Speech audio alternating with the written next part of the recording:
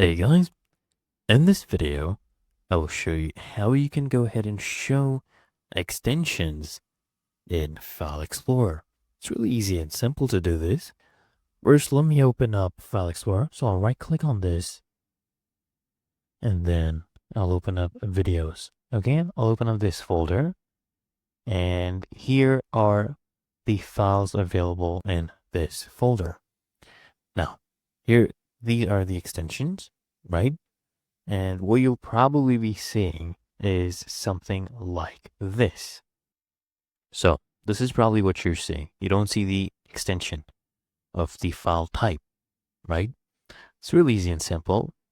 You come and right click on any of these, right? So let's say I just right click on size and then you see these options. So all I need to do is come here and toggle this one on for type. Okay, toggle this on and here you go. You see the file type. So all of these are MP4 files. There you go.